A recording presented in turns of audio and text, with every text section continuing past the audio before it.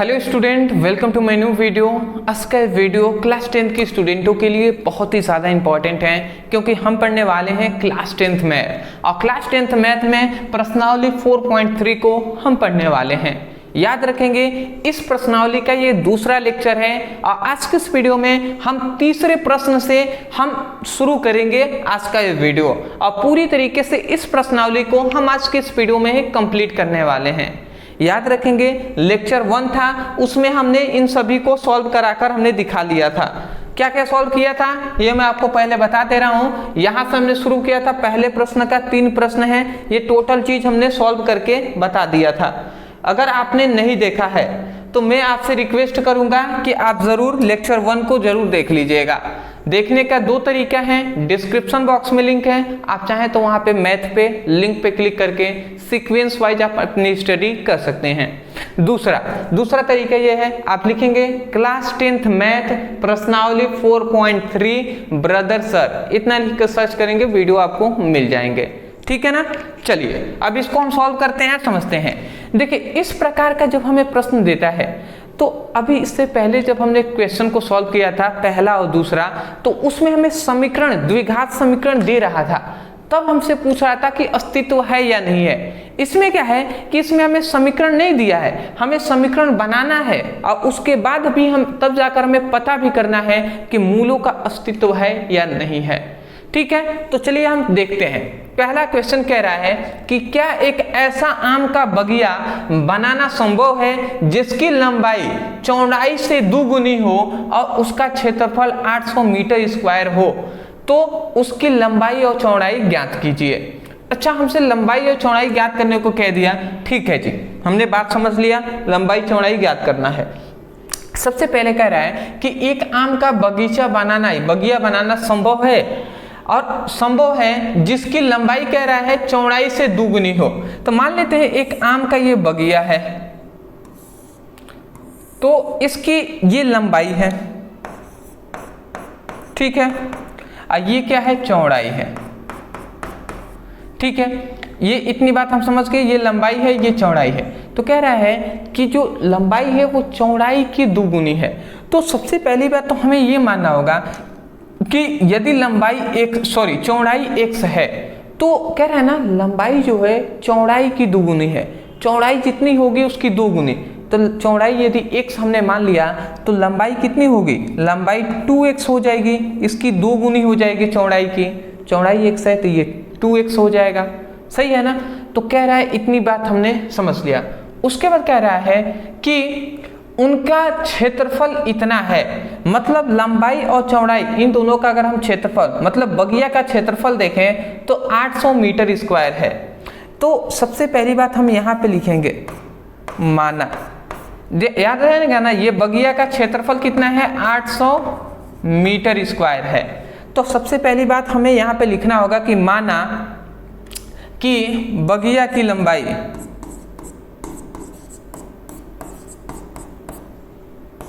बगिया की चौड़ाई पहले हम मान लेते हैं, चौड़ाई x तथा लंबाई 2x है। ठीक है ना, इतना हमने मान लिया कि माना बगिया की जो लंबाई है वो x है और उसकी जो चौड़ाई x है और लंबाई क्या है, 2x है। इतना मान लिया। तो प्रश्नानुसार हमें क्या बातें कह रहा है, प्रश्नानुसार हमें कह रहा है कि इनका क्षेत्रफल इतना है। तो क्षेत्रफल बराबर हम फॉर्मूला जानते हैं, क्या होता है जी, आप ही बताइए। क्षेत्रफल बराबर होता है लंबाई गुणे चौड़ाई, यही होता है। तो क्षेत्रफल कितना है, 800, तो ये हमने 800 लिख दिया। लंबाई कितना है, लंबाई है 2x और चौड़ाई कितना है, x है, तो x हमने लिख दिया। अगर हम इसको सॉल्व कर लें तो क्या मिलता है यहाँ से, समझिएगा। 2x अगर x में गुणा होगा तो 2x स्क्वायर हो जाएगा और ये 800 है तो ये हमने 800 यहाँ पे लिख दिया। ठीक है ना। आप समझिएगा, ये 2 अगर इधर जाकर भाग कर आएगा तो 800 भागे 2 मतलब x स्क्वायर होगा, तो ये 2 का अगर भाग कर आएगा तो 400 ये हो जाएगा। होगा ना। अगर ये वर्ग इधर जाकर वर्गमूल बनाएगा तो रूट में 400 हो जाएगा, और रूट में 400 का मतलब क्या है 20 गुणे 20, यही ना है जी। और 2 अगर पेयर बनता है तो एक बाहर निकल जाता है, तो इसका मतलब हम लिख सकते हैं एक्स स्क्वायर का मान, एक्स का मान 20 आ गया। तो देखिए यहाँ पे हमें x का मान 20 निकाल दिया। x का मान हमने क्या माना था, x माना था चौड़ाई को, तो बगिया की चौड़ाई कितनी हो जाएगी 20 हो जाएगी। और इसकी लंबाई कितना है, लंबाई को 2x माना था, तो 20 गुणे 2 कर देंगे, इसका मतलब 2 गुणे 20 करेंगे तो कितना आ जाएगा 20 दूना 40, तो इसका मतलब लंबाई आ गया 40 और चौड़ाई आ गया 20। तो 20 जैसे x का मान आया, तो आप यहाँ पे आपको नहीं करना है, यहाँ पे आपको सिर्फ साइड में लिख देना है, तब बगिया की लंबाई, बगिया की चौड़ाई पहले आप लिख देंगे चौड़ाई, तो बगिया की चौड़ाई x था तो x इक्वल टू हम 20 लिख देंगे, x का मान 20 आया है तो ठीक है। और उसके बाद बगिया की फिर से आप लिख देंगे, और लंबाई कितना हो जाएगा, लंबाई हम जानते हैं 2x है, तो इसका मतलब जो लंबाई हो जाएगा 2 × 20 हो जाएगा, मतलब L का मान आ गया 40। तो ये हमारा हो गया जी। तो ये हमारा क्वेश्चन सॉल्व हो गया, लंबाई और चौड़ाई का मान भी हमने ज्ञात कर लिया। तो ये हमारा क्वेश्चन सॉल्व होता है। अब जब ये प्रश्न, अब हमें पता चल गया ये आम का बगिया बनाना बिल्कुल संभव है, क्योंकि लंबाई और चौड़ाई के दुगुनी है और इसका मान भी हमें मिल गया। तो ये हमारा क्वेश्चन यहाँ पे समाप्त होता है। आशा करता हूँ आपको समझ में आया होगा। चलिए स्क्रीनशॉट ले लीजिए, आगे बढ़ते हैं जी। ले लिए होंगे, चलिए जी थोड़ा सा मैं कैमरा को सही कर दूं। ठीक है जी, ठीक। फोर्थ क्वेश्चन क्या कह रहा है, ध्यान से समझेंगे।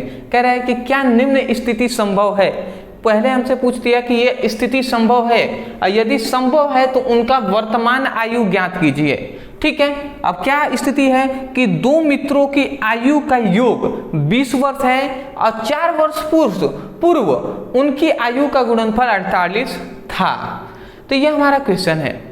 देखिए इससे पहले बहुत सारे प्रश्नावलियों में हमें आयु वाले प्रश्न आए थे, तो आयु वाले प्रश्नों को सॉल्व करने के लिए मैंने आपको बताया था कि एक आपको डायग्राम बना लेना है, और इस तरीके से बनाएंगे तो आप सॉल्व भी आसानी से कर पाएंगे। तो एक मैंने यहाँ पे डायग्राम बना लेता हूँ पहले। ठीक, इस तरीके से आप भी डायग्राम बना लेंगे, जिससे आपको बहुत ज़्यादा बेनिफिट होगा। अच्छा बात समझिएगा, कह रहा है यहाँ पे सबसे पहली बात 2 मित्रों की बात हो रही है। तो यहाँ पे मित्र कितने हैं, मित्रों की संख्या 2 है। तो एक है फर्स्ट और एक है सेकेंड मित्र, पहला मित्र और दूसरा मित्र। उसके बाद यहाँ पे आयु की बात हो रही है, तो वर्तमान आयु यहाँ पे हम लिख देते हैं वर्तमान आयु। और यहाँ पे कह रहे हैं फिर से 4 वर्ष पूर्व, ठीक है, आयु की बात हो रहा है। तो 4 वर्ष पूर्व मतलब होता है पहले, 4 वर्ष पूर्व मतलब होता है पहले। तो ये बात हो गया। अब समझिएगा, मान लेते हैं इतना बात हमने चार्ट में बना लिया, तो मित्र क्या है, कह रहा है यहाँ पे सबसे पहली बात हम मान लेंगे, कह रहा है ना 2 मित्रों की आयु इतना, मतलब 2 मित्रों का आयु का योग जो है वो 20 है, और 4 वर्ष पूर्व उनके आयु का गुणनफल 48 है। तो पहली बात तो हमें पता होनी चाहिए कि इनका वर्तमान आयु कितना है। तो हमें नहीं पता है, तो पहले मित्र का वर्तमान आयु ऐसे हम मान लेंगे कि x है। तो पहले मित्र का वर्तमान आयु x है, तो दूसरे मित्र का क्या हो जाएगा, कह रहा है ना कि 2 मित्रों की आयु का योग 20 है। अच्छा मान लेते हैं 2 मित्रों का आयु का योग 20 है, तो आप थोड़ा सा समझिएगा कि 20 कब हुआ होगा। मान लेते हैं एक x है एक y है और ये 20 है ना। तो एक का तो हमें, ये फर्स्ट मित्र है ये सेकेंड मित्र है, इन दोनों का आयु जोड़ दिए तो 20 वर्ष आ रहा है, यही ना आ रहा है। तो हमें पहले का तो पता चल गया, पहले का तो हमें पता चल गया कि x है, पहले का तो पता चल गया x है, हमने मान लिया। तो दूसरे का कैसे हम ज्ञात करेंगे? अगर हम दूसरे का ज्ञात करना है तो इस x को उधर भेज देंगे तो 20 माइनस x हो जाएगा। तो ये 20 माइनस x किसका आया मान? दूसरे मित्र का आयु आया ना। तो इसका मतलब कि दूसरे का हमें क्या पता चलेगा? 20 माइनस x हो जाएगा। तो ये हम 20 माइनस x लिख देंगे, क्योंकि आयु का योग यदि 20 है तो 20 में से पहले वाले मित्र की आयु को घटा देंगे तो दूसरे वाले मित्र की आयु पता चल जाएगा। बात समझ रहे हैं? ये बात है। तो 20 माइनस x हमने लिख दिया। उसके बाद कह रहा है कि 4 वर्ष पूर्व उनकी आयु का गुणनफल। तो 4 वर्ष पूर्व इनकी क्या रहेगी आयु? 4 वर्ष पहले, अभी वर्तमान आयु x है तो 4 वर्ष पूर्व मतलब पहले अगर जाते हैं तो पहले के लिए x माइनस 4 कर देंगे। इसमें भी कह रहा है सेकेंड मित्रों के लिए भी, तो 20 माइनस x है और 4 वर्ष पूर्व मतलब पीछे के लिए तो माइनस 4 कर देंगे। तो अगर आप देखें तो 20 माइनस 4 अगर चला जाएगा तो 16 माइनस x आ जाएगा। ये 16 माइनस x आएंगे ना, आएंगे कि नहीं? 16 माइनस x। तो यहाँ पे हम सिंपल सा 16 माइनस x ही लिख देते हैं जी, 16 माइनस x। ये चार्ट आप जब तक नहीं बनाएंगे तो बहुत कंफ्यूजन रहेगा आपको हमेशा। अब ये हमने चार्ट बना लिया, हमें पता चल गया कि 2 मित्र हैं, फर्स्ट और सेकेंड। पहले मित्र का आयु x है, दूसरे का 20 माइनस x। 4 वर्ष पूर्व इनकी आयु कितना होगा?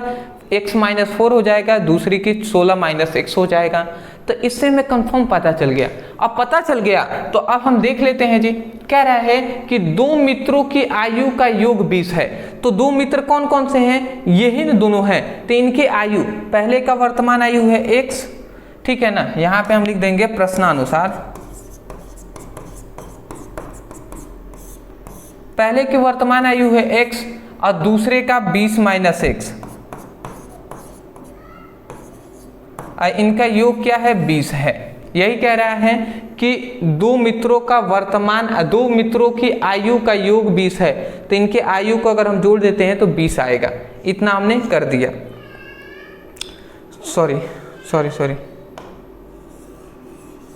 सॉरी, ऐसे नहीं होगा, वो तो बात तो वो प्रूफ हो जाएगा ना। इन दोनों को जोड़ कर 20 कर देंगे। तो यहाँ पे हमें समझना है, कह रहा है कि 4 वर्ष पूर्व उनकी आयु का गुणनफल 48 है। 4 वर्ष पूर्व, तो 4 वर्ष पूर्व मित्र की 4 वर्ष पूर्व इनकी आयु, फर्स्ट की आयु ये होगी, सेकंड की आयु ये। तो 4 वर्ष पूर्व उनकी आयु का गुणनफल 48 है। तो 4 वर्ष पूर्व की बात, पहले की आयु कितना होगा? तो पहले की आयु हो जाएगा x माइनस 4 और दूसरी की आयु कितना होगा? 16 माइनस x। तो कह रहा है कि 4 वर्ष पूर्व उनकी आयु का गुणनफल जो होगा वो कितना आ रहा था? 48। तो ये हमने लिख दिया जी, प्रश्न के अनुसार हमने लिखा है। अब हम क्या करेंगे? गुणा करेंगे। x का पहले 16 में गुणा कराते हैं तो 16x हो जाएगा। फिर से x का x में गुणा कराते हैं तो माइनस x स्क्वायर हो जाएगा। फिर से इसका इसमें गुणा कराएंगे तो पहले माइनस 16 चौको 64 हो जाएगा। फिर से 4 का अगर इसमें गुणा कराते हैं तो माइनस माइनस प्लस और 4x हो जाएगा इक्वल टू 48। ये हो गया जी, ठीक। अब आप बात को समझिएगा। अब हम क्या करेंगे? हम कुछ नहीं करते हैं। इधर से ये जितने भी आपको दिखाई दे रहे हैं, इस टोटल को हम थोड़ा सा यहाँ पे समझिएगा। यहाँ पे 16x है, यहाँ पे 4x, 16 4 20 होते हैं ना।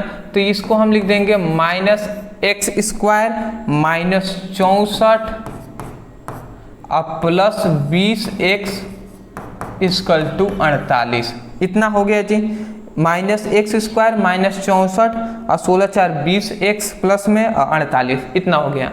अब आप समझिएगा, इन सभी मान को हम उधर भेजते हैं। तो उधर भेजेंगे तो क्या होगा? पहले इसको अगर हम उधर भेजते हैं, माइनस में है, उधर जाएगा तो प्लस हो जाएगा, तो एक्स स्क्वायर। फिर से ये देखिए, फिर से हम इसको थोड़ा सीक्वेंस में हम ले आ रहे हैं। ये माइनस 20x है, अगर इधर जाएगा तो प्लस में है ना, तो उधर जाएगा तो माइनस 20x हो जाएगा। अब देखिए, इसको अगर हम उधर भेजते हैं तो माइनस है, तो उधर जाएगा तो प्लस 64 हो जाएगा, ठीक है। और ये 48 तो इधर रहेगा ही, तो 48 लिख दिया इक्वल टू 0। बात आप समझ रहे हैं हमने क्या किया, इन सभी को हम उधर भेज दिए तो इधर तो टोटल 0 ही बचेगा, तो वही 0 लिखे हैं। इन सभी को जो मतलब चिन्ह होता है वो बदल दिया जाता है, यही ना करेंगे जी, ऐसा हमने कर दिया। बात आप समझ रहे होंगे, थोड़ी सी बेसिक बात केवल हमने पक्षांतर किया है। अगर हम इसको देख लें आगे तो x² माइनस 20x प्लस 64 और 48 कितना होता है, 8 4 12 और 6 4 10 1 11, मतलब 112 इक्वल टू 0। तो यहाँ से हमें एक ये समीकरण मिल गया जी। अच्छा, यहाँ से हमें एक समीकरण ये मिल गया, तो अब हमें ये जो समीकरण मिला ना, इसी समीकरण से हमें पता लगाना है कि क्या निम्न स्थिति संभव है, और यदि है तब वर्तमान आयु ज्ञात करना है। तो पहले ये स्थिति संभव है कि दो मित्रों की आयु का योग 20 है, उनका गुणनफल 48 है, ऐसा संभव है। तो संभव होने के लिए हमने आपको बताया था विविधकर बताया था, इसमें 3 कंडीशन हमने बताया था। तो हम विविधकर यहाँ पे लगाएंगे, तब लिखेंगे तब विविधकर। अच्छा, बहुत सारे स्टूडेंट होंगे जिनको विविधकर नहीं याद है, ये वाला फॉर्मूला b² माइनस 4ac, ये वाला फॉर्मूला।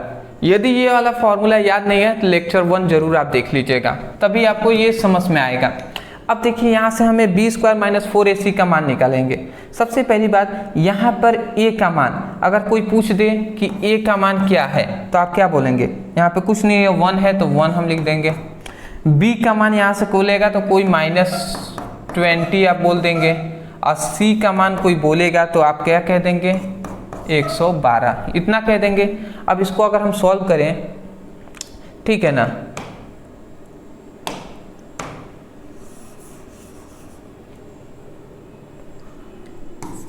ठीक है, विविधकर का फॉर्मूला है b² माइनस 4ac। यहाँ पे अगर हम मान को रखते हैं, देख लेते हैं 20 का, b का मान कितना है -20, तो -20 का वर्ग कर देंगे, -4, a का मान है 1 तो 1 कर देंगे, c का मान है 112 लिख दिया जी। अब 20 का अगर वर्ग करते हैं तो ये आ जाएगा 400, और इसका अगर हम देखते हैं तो ये कितना आ जाएगा, 4 एकम में 4, और 4 में अगर 112 का गुणा करा देंगे तो 4 दूना 8, और 4 एकम में 4, और 4 एकम में 4, मतलब इतना आ गया 400 माइनस 448, इसका मतलब -48 आ गया। मतलब क्या हुआ कि विविधकर के इस फॉर्मूले पे हमने लगाया तो मान क्या आया, हमारा ऋणात्मक आया। ऋणात्मक आ गया कि नहीं। हमने आपको याद है कि हमने आपको ये कंडीशन बताया था, वो कंडीशन ये बताया था कि b² माइनस 4ac का मान यदि 0 से कम हो, ठीक है ना, मतलब b² माइनस 4ac का मान 0 से बड़ा, 0 से छोटा हो, तो 0 से छोटा का मतलब ऋणात्मक आएगा, तभी तो छोटा होगा ना। तो अगर 0 से छोटा आता है, ऋणात्मक होता है, तो उनके मूलों का अस्तित्व, उनके मूलों का अस्तित्व नहीं होता है। तो इनके मूलों का अस्तित्व नहीं होगा अगर ऐसा आ गया तो देख रहे हैं ऋणात्मक का बात आ रहा है, तो यहाँ पे मान ऋणात्मक आ गया। इसका मतलब क्या हुआ कि ऐसा स्थिति होना संभव नहीं है, तो आप लिख देंगे अतः ऐसे होने की स्थिति संभव नहीं है कि उन दो मित्रों के आयु का गुणनफल 20 हो, योग 20 हो, उनके आयु का गुणनफल यदि हम कर दें तो 48 हो, ऐसा संभव नहीं है। ठीक है, तो आप लिख देंगे अतः यह संभव नहीं है, ऐसा संभव नहीं है। इतना हो गया जी, क्वेश्चन सॉल्व। स्क्रीनशॉट ले लीजिए, ले लिए होंगे। ठीक, चलिए अंतिम अपने क्वेश्चन की ओर हम आगे बढ़ते हैं। अंतिम हमारा क्वेश्चन 5वां कह रहा है कि क्या परिमाण, जो परिमाप है, ठीक है ना, क्या कह रहा है कि क्या परिमाप 80 मीटर तथा क्षेत्रफल 400 मीटर स्क्वायर का एक पार्क बनाना संभव है। यदि है तो उनकी लंबाई और चौड़ाई ज्ञात कीजिए। यहाँ पे हमसे ये बातें कह दिया जी। तो यहाँ पे आप समझेंगे, कह रहा है कि यदि परिमाप इतना है और क्षेत्रफल इतना है तो एक पार्क बनाना संभव है। यदि संभव है तो लंबाई और चौड़ाई ज्ञात करना है। अच्छा, हम सोचें थोड़ा सा, अगर आप ध्यान से समझें तो सबसे पहली बात तो मान लेते हैं एक पार्क है, ऐसा हमने मान लिया कि ये एक पार्क है जिसका कह रहा है कि क्षेत्रफल इतना है, ठीक है ना। तो इसका क्षेत्रफल कह रहा है कि 400 मीटर स्क्वायर है, ठीक है, और लंबाई और चौड़ाई ज्ञात करने को कह रहा है। तो हम मान लेते हैं कि इसकी लंबाई जो है वो है x और इसकी जो चौड़ाई है वो है y, ऐसा हमने मान लिया। तो हम सबसे पहले यहाँ पे लिखेंगे प्रश्नानुसार। प्रश्नानुसार कह रहा है कि क्या परिमाप 80 मीटर और क्षेत्रफल इतना मीटर का एक पार्क बनाना संभव है। मतलब क्षेत्रफल का मान इतना दिया है। क्षेत्रफल क्या होता है, लंबाई गुणे चौड़ाई इक्वल टू होता है क्षेत्रफल, यही होता है ना। अगर हम इस पर रखें तो लंबाई है x, चौड़ाई है y इक्वल टू 400, ये हो जाएगा जी हमारा। कहाँ से ये सब आ गया भैया, चलिए, तो इतना हमारा हो गया ना। आप समझिएगा कि x y मतलब लंबाई और चौड़ाई का मान कितना आ गया, लंबाई गुणे चौड़ाई गुणा हो जाता है तो ये 400 आ जाएंगे। अब बात को थोड़ा सा समझने वाला ये पॉइंट्स है कि क्षेत्रफल का तो मान हमने यहाँ से एक हमें ये समीकरण मिल गया, दूसरा कह रहा है कि इनका परिमाप 80 है। तो याद है आपको परिमाप का फॉर्मूला क्या होता है, परिमाप इक्वल टू होता है 2 लंबाई प्लस चौड़ाई, ये होता है फॉर्मूला परिमाप का। तो परिमाप कितना दिया है, 80 दिया है तो 80 हमने लिख दिया। 2 लंबाई कितना दिया है, सॉरी लंबाई है x और चौड़ाई है y, तो हम लिख देंगे x प्लस y। अगर हम इसको सॉल्व कर लें तो ये 80 हो जाएगा। अच्छा 80 क्या, ये इधर गुणा में है, 2 इधर आएगा तो भाग कर आएगा, तो ये 2, इधर क्या बचे केवल x प्लस y, तो ये 2 से 40 बार में कट जाएगा। तो इसका मतलब यहाँ से x plus y equal to जो मान आएगा वो 40 आ जाएगा। तो यहाँ से हमें दूसरा एक ये फॉर्मूला मिला, मतलब x plus y equal to 40। अच्छा x plus Y equal to 40 मिल गया। यहाँ से हम क्या करते हैं, यहाँ से हम y का मान निकाल लेते हैं। तो यदि हम केवल y का मान निकालें, इस x को उधर भेज दें तो 40 माइनस x हो जाएगा। 40 माइनस x होगा कि नहीं होगा, बिल्कुल ये 40 माइनस x हो जाएगा। तो अब हम क्या करेंगे, इसको समीकरण फर्स्ट मानते हैं, इसको समीकरण 2 मानते हैं। अब हम क्या करते हैं, समीकरण 2 में y के मान को फर्स्ट में रख देते हैं। तो हम रख कर देखते हैं क्या हमें मिलता है जी। x है तो पहले हम x लिख दिए और दूसरा y के जगह पर हम 40 माइनस x लिख देंगे। इक्वल टू 400 है तो 400 हमने यहाँ पे लिख दिया। ठीक है जी, अब बात को समझिएगा, ये 40x हो जाएगा, ये x स्क्वायर हो जाएगा और ये 400 हो जाएगा। ठीक, अब आप इसको थोड़ा सीक्वेंस में मैं कर दूं तो हम क्या कर सकते हैं,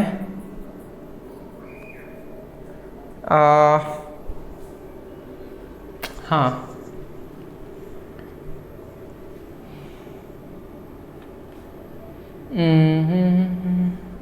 अच्छा हम इसको उधर ले चलते हैं इन सभी को।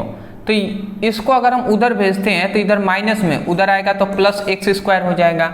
इसको अगर हम उधर भेजते हैं 400 उधर बराबर को उधर, तो ये प्लस में उधर आएगा तो माइनस 40x हो जाएगा। और ये पहले से 400 है ही, इक्वल टू 0 हो जाएगा। ऐसा हो जाएगा कि नहीं, केवल हमने पक्षांतर किया है, ये बात आपको पता होनी चाहिए, ऐसे पक्षांतर करते हैं। अब ये नहीं पूछना है कि भैया पक्षांतर कैसे हो गया, समझ ही रहे हैं। इन सभी को उधर भेजेंगे तो माइनस में जो होंगे वो प्लस में हो जाएंगे, प्लस में होंगे वो माइनस में हो जाएंगे। इधर 0 बचा तो वही 0 हमने लिख दिया है। ठीक, अब आप समझिएगा, अब यहाँ पे हमें एक समीकरण मिल गया। तो यहाँ पे कह रहा है ना कि यदि परिमाप 40 मीटर और क्षेत्रफल 400 मीटर स्क्वायर का एक पार्क बनाना संभव है और पहले तो हमें ये पता करना है संभव है, और यदि संभव है तब लंबाई चौड़ाई ज्ञात करना है। तो पहले हम संभव है पता तो कर लें। पता कैसे चलेगा? विविधकर से। तो यहाँ पे a का मान हम निकालेंगे, तो यहाँ पे a का मान है 1, b का मान है -40 और c का मान है 400, यही ना है जी। तो अब हम लिख देंगे विविधकर। विविधकर का फॉर्मूला होता है b² - 4ac, ये वाला फॉर्मूला होता है, इस पर लिख देते हैं b², तो -40 का वर्ग हो जाएगा -4, a का मान है 1 और c का मान है 400। 40 का यदि हम वर्ग करते हैं तो कितना आ जाएगा? 4 चौको 16, तो ये 1600 हो जाएगा।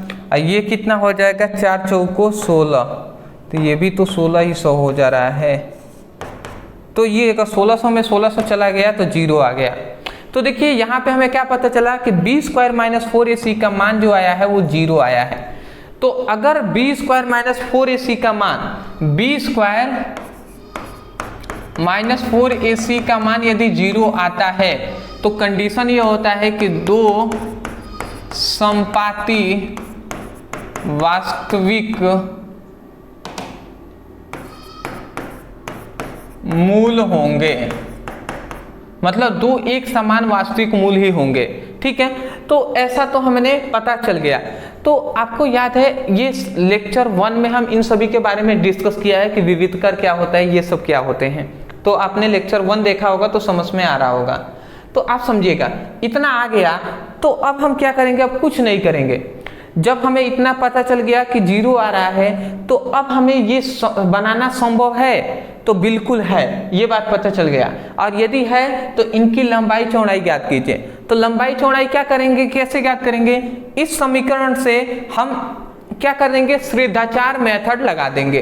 तो x² - 40x + 400 है ना, तो क्या है? x² - 40x + 400 = 0, यही है। a का मान हमने निकाला था 1, b का मान निकाला था -40 और c का मान निकाला था 400, यही निकाला था। श्रेष्ठाचार मेथड अगर हम लगाते हैं तो x = -b ± रूट में b² - 4ac/2a, ये वाला फॉर्मूला होता है। ये बात आपको फॉर्मूला पता है, तो इस फॉर्मूले पर हम लगा देंगे। तो x -b, तो माइनस पहले लिखेंगे, b का मान है -40, तो -40 लिख दिया, फिर से प्लस माइनस रूट में b का स्क्वायर मतलब 40 का स्क्वायर। अब थोड़ा सा बात को यहाँ पे थोड़ा समझने वाली बात ये है, यहाँ पे रूट का पहले छोड़िए, b² - 4ac को अगर हमने सॉल्व किया था, अभी ना यहाँ पे सभी यही a का मान था, b का मान, c का मान यही था। अब b² - 4ac का मान सॉल्व किया था तो 0 आया था ना 0। तो इसका मतलब b² - 4ac के मान को हम सॉल्व करेंगे तो 0 ही आएगा। और रूट में अगर हम 0 रखते हैं तो उसका कोई भी वैल्यू नहीं होता है। ठीक है ना, ये बात आपको पता है। 2 लिख दिया, a का मान 1 है तो 1 लिख दिया। अगर हम इसको आगे सॉल्व कर लें तो क्या मिलता है कि x = ये माइनस माइनस गुणा होंगे तो +40 हो जाएगा, तो ये हो गया 40। और प्लस माइनस 0 का तो कोई मतलब है नहीं, तो इसको हटा दीजिए। अब नीचे 2 एकम में 2, तो 2 हो गया। अगर हम इसको काट दें तो ये x का मान कितना आ जाएगा? 20 आ जाएगा। तो देखिए x का मान यदि 20 आ गया तो हमने कहा था ना दो समपाती वास्तविक मूल होंगे, तो एक का 20 आ गया तो दूसरा भी x का मान 20 ही होगा। इसका मतलब कि लंबाई जो होगा वो भी 20 होगा और जो चौड़ाई होगा वो भी 20 ही होगा। बात समझ गए ना? तो ये आपका हो गया जी, लंबाई 20 और चौड़ाई 20 और उनका क्षेत्रफल 400 मीटर होगा। तो 20 गुणा कर देंगे तो क्या होगा? 400 ही होगा, तो प्रूफ भी हो गया। तो ये हो गया हमारा आंसर, लंबाई और चौड़ाई 20 हो गया। अगर आप स्क्रीनशॉट लेना चाहें तो आप ले सकते हैं। ठीक, और इधर वाले को तो आपने ले ही लिया होगा, इधर तो नॉर्मल सी बातें हैं।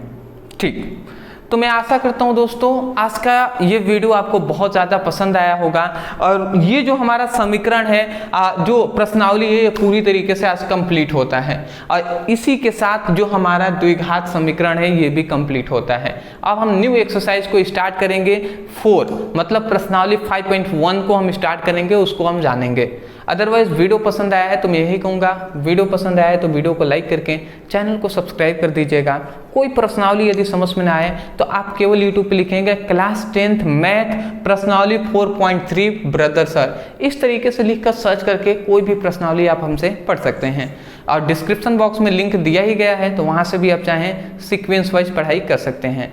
तो मिलते एक नए टॉपिक के साथ एक नए वीडियो में, तब तक के लिए thank you so much for watching this video. Thank you.